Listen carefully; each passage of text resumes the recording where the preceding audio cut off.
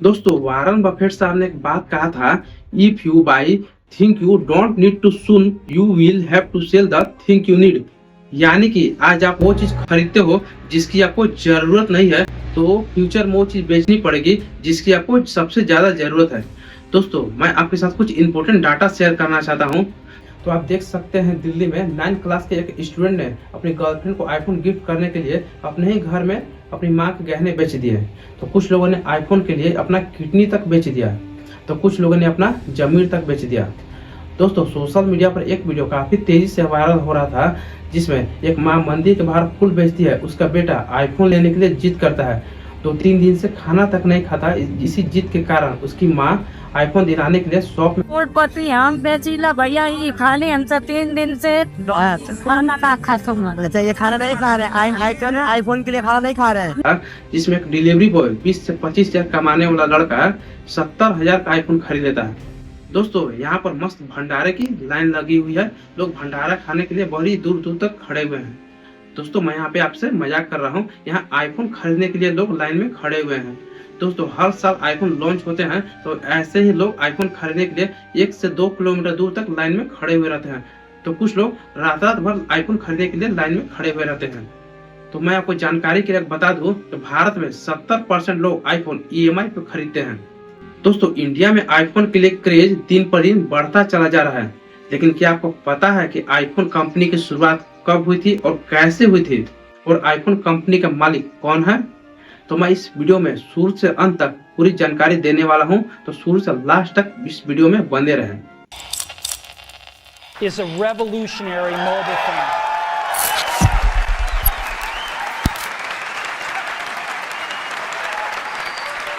And we are calling it iPhone.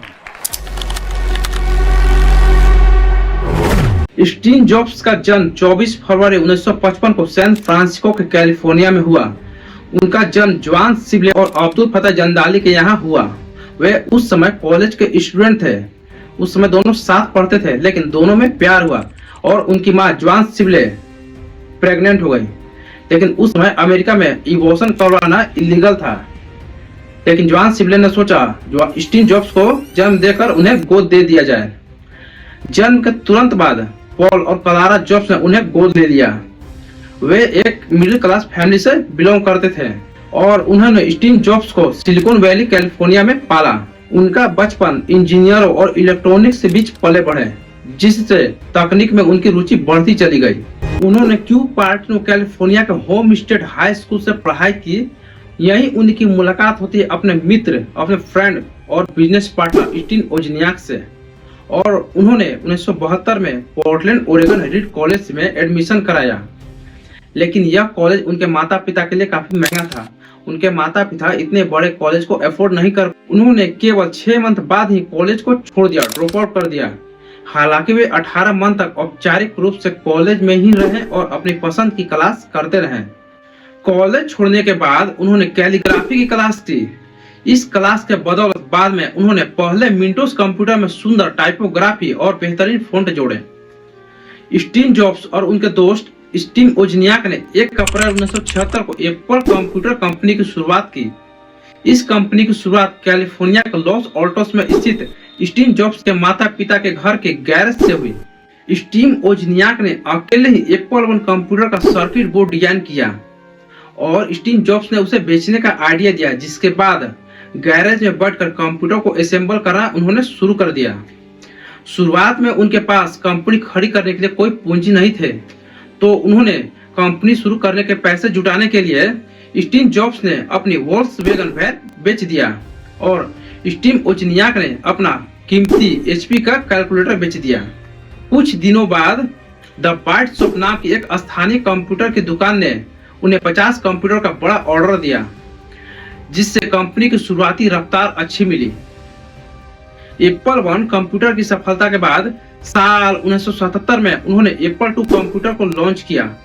यह दुनिया के पहले सफल और बड़े पैमाने पर बिकने वाले कंप्यूटर में से एक था। इस कंप्यूटर को भारी सफलता ने एप्पल को एक गैरेज से निकालकर दुनिया की सबसे तेजी से बढ़ती कंपनियों की कतार में लाकर खड़ा कर दिया। स्टीव जॉब्स ने पेप्सी के पूर्व प्रमुख जॉन स्कली को एप्पल का सीईओ बनाया था। लेकिन बाद में दोनों के बीच कंपनी चलाने के तरीकों को लेकर मतभेद शुरू हो गया। साल 1984 में लॉन्च हुआ मैकिन्टोश कंप्यूटर। शुरुआत में बहुत महंगा था और उसकी बिक्री उम्मीद के मुताबिक नहीं हुई, जिससे बोर्ड के सदस्य मेंबर स्टीव जॉब्स से नाराज थे। स्टीव जॉब्स जॉन स्कली को उनके सभी पदों से हटाना चाहते थे, लेकिन साल 1985 में एप्पल के बोर्ड ऑफ डायरेक्टर ने जॉन स्कली का साथ दिया और स्टीव जॉब्स को उनके सभी मैनेजरियल पदों से हटा दिया। खुद को बिल्कुल अलग थलग पाकर स्टीव जॉब्स ने सितंबर 1985 में एप्पल कंपनी से पूरी तरह से इस्तीफा दे दिया। एप्पल कंपनी छोड़ने के बाद स्टीव जॉब्स ने नेक्स्ट नाम की एक कंपनी की शुरुआत की, जो तकनीकी रूप से काफी उन्नत थी। इसके बाद उन्होंने एक पिक्सर नाम की एक कंपनी खरीदी, जिसे पिक्सर एनिमेशन स्टूडियो के नाम से जाना जाता है। इसी कंपनी ने दुनिया की पहली पूरी तरह computer animated film toy story बनाई, जिसने स्टीव जॉब्स को अरबपति बना दिया। स्टीव जॉब्स के जाने के बाद एप्पल कंपनी लगातार घाटे में चल रही थी और 1990 के दशक के मध्य तक बैंकक्रप्ट होने की कगार पर पहुंच गई। एप्पल को अपने कंप्यूटर के लिए एक नए और आधुनिक ऑपरेटिंग सिस्टम OS की सख्त जरूरत थी, जिसे वे खुद नहीं बना पा रही थी। साल 1996 के आखिर तक एप्पल ने स्टीव जॉब्स की बनाई कंपनी नेक्स्ट को $429 मिलियन में खरीदने का फैसला किया। इसी डील के साथ ही फरवरी 1997 में स्टीव जॉब्स ने एक अनौपचारिक सलाहकार के रूप में अपनी ही बनाई कंपनी एप्पल में दोबारा कदम रखा। जुलाई 1997 में बोर्ड के तत्कालीन CEO गिल एमेलियो को उनके पद से हटा दिया गया और स्टीव जॉब्स से कंपनी की कमान संभालने का आग्रह किया।